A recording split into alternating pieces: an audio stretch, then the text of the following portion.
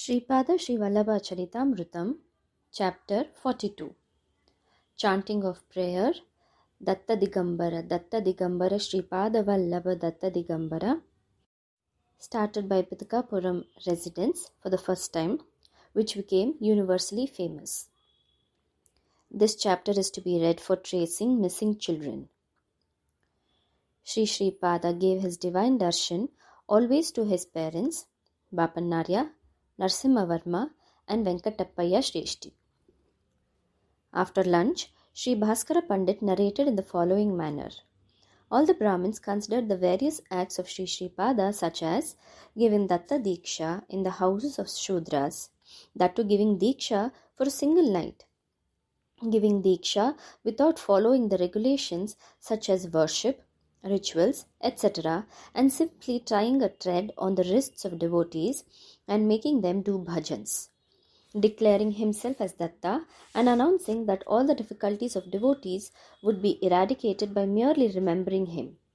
All the Brahmins unanimously decided that all the above acts of omission and commission were violation of Shastras. They resolved to submit the matter to Shankaracharya and expel Sri Bapannarya and Appalaraja Sharma from the Brahmin caste. However, in the meanwhile, the sudden disappearance of Sri Sripada became a matter of discussion. In spiritual matters, no title would be announced without the permission of Sri Shankaracharya. Such being the case, it was thought that it would be a treason against divinity to declare a boy who was not even 16 years of age as an incarnation of Lord Datta himself. Therefore, some Brahmins who were hypocrites came to the house of Sri Bapannarya ostensibly to express sympathy. No one in the house was sad because of the disappearance of Sri Sripada Sri Vallabha. To top it all, Sri Bapannarya said, "Now Datta is flourishing very remarkably. That great Lord moved in our house in the form of Sripada Sri Vallabha. He gave us heavenly happiness. He removed the layer of Maya covering our eyes. Today he is moving in the wink of our eyes. He gave his divine darshan to our inner vision more number of times than before. We are very fortunate." The visiting Brahmins were taken aback. From there, they went to the house of Sri Sripada Sri Vallabha with polluted ideas inside, but outwardly to utter sympathetic words. There Sumati Maharani, Appalaraja Sharma, brothers and sisters of Sripada were all extremely happy. Then Sri Sharma averred, "Previously we had a lot of anxieties about Sripada. Now our minds became light. He is appearing before our mental eyes as soon as we think about him. He is talking with us with gross body as soon as we wish. Our births were blessed because we happen to be the parents of Lord Datta himself. We are having unprecedented happiness." The circumstances there were quite contrary to the expectations of the Brahmins. Sri Venkatappaya Shreshti said like this, "Oh, noble Brahmins! Previously we were spending only few hours with Sri Sripada, but now he is not only constantly moving before our mental eyes, but also appearing with his physical body and roaming in our house." Sri Narsimhavarma said to the Brahmins, "The veils of Maya which shrouded our eyes are removed. That great Lord who is an eternal reveler, rejoicer of divine delight, is moving in our house. He is cracking jokes with us and is with us, behind us, and is continually in our sight. He is giving us darshan with his physical body more than before." These matters were conveyed to the sannyasi in Kukateshwara temple. Agitation started in the bosom of sannyasi. His thoughts ran like this. Sri Sripada clearly suggested that he was verily Lord Datta himself and disappeared. Without the name of another deity or some other deity, Sripada mentioned himself as Sri Dattatreya, who is his Upasya deity. Probably, Sri Dattatreya incarnated in the form of Sripada Sri Vallabha. If his incarnation is true, then it would be equally true that he would face difficulties in future. Lord Datta is of queer nature. He would bring difficulties to him, see the fun, and rescue only after his total surrender. That is his nature. I thought that it was the mercy of Lord Datta that so many Brahmins honored me on a large scale and money was amassed on a grand scale. In the form of Sri Datta's mercy, were there any special punishments earmarked for me only? Lord Datta knew my hankering for name and fame, money and pelf. The Brahmins who followed me were also after money. There was no spiritual power to me or to these Brahmins. Datta Dikshas were designed only to attract money. In case the desires are not fulfilled, those who undertook these Dikshas think that it was their failure in due observance of Diksha. If their wishes are fulfilled, they believe it was the result of the Diksha. Is it not Sri Sripada going to punish me into troubles through some queer and peculiar procedure? In this way, that sannyasi was trembling with fear.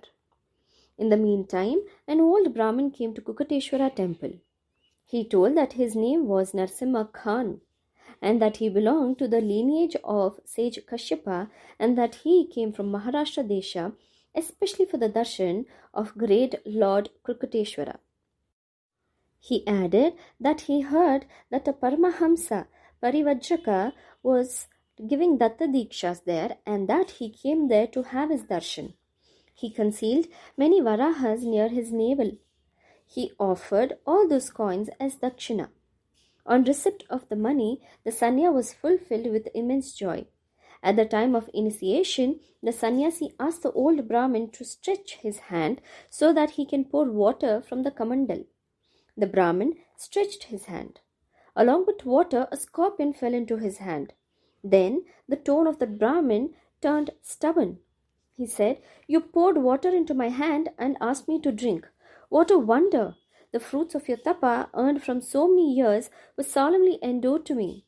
I am bestowing them in turn to Pitakapuram." Sannyasi was wonderstruck. The old Brahmin disappeared in a moment. Suddenly, one Brahmin cried that he was bitten by a scorpion. That Brahmin was one among those who took Diksha. An incantation as an antidote for scorpion bite was applied on him. The pain did not subside. Various mantras were chanted, but there was no improvement. Abhisheka was performed to Kukateshwara. A large quantity of camphor was lit. The Brahmin fainted. Foam was coming from his mouth. It was confirmed that he was bitten by a snake and not a scorpion. Some people noticed that a scorpion fell into the hands of the old Maharashtra Brahmin in the water from the Kamandalu. Therefore, some people said that the scorpion might have bitten the Brahmin. God only knows what sort of rumors originate, circulate, and involve people in what kind of troubles at any moment in Pitakapuram. Some people were suspecting that the sannyasi who gave those Datta Dikshas were mainly responsible for the non-reduction of the pain to the Brahmin from scorpion bite, in spite of performance of Abhishek to Kukateshwara and camphor arati to self-manifested Datta. In place of coins offered by the old Brahmin from Maharashtra, coals were there. The heartbeat of the sannyasi fluctuated violently with fear that Sri Sripada Sri Vallabha might have come in this fashion to punish him. As large volume of foam came from the mouth of the Brahmin, it was decided that it was a case of snake bite. A kind of propaganda gained momentum that there was a kind of vidya or art known only to Khoyas and Chenchus, who moved in hills and dales and who were well versed in mantras and tantras. That the sannyasi applied that vidya on this Brahmin. That, according to that vidya, a ghost will emerge from water in the shape of a scorpion. After biting someone, that scorpion changes as a serpent. The moment it changes as a serpent, foam comes out of the person bitten by the scorpion. That serpent transforms itself as a ghost after some time. That the person bitten by the scorpion starts jumping madly after the serpent changes into a ghost. And that the ghost of the sometime enters into the houses of the others following the wish of the person releasing it, and that it steals money from those houses and pour it into the hands of its master. Poor sannyasi did not know that this Pitakapuram was the hometown of all rumors. The Brahmin who was vomiting foam got up after some time. He was jumping due to some kind of pain in his stomach. Rumor spread that he will change as a devil after some time because he was jumping. It was suggested that everyone should write, "Oh, devil, come tomorrow," on the front door of their houses, and on seeing that writing, the devil would depart, and this affair will repeat every day like this on account of this writing. People were cautioned that if the devil enters into the house, it will steal and take away money from the house. All the Brahmins who were supporting the sannyasi till now abandoned him and went to their houses.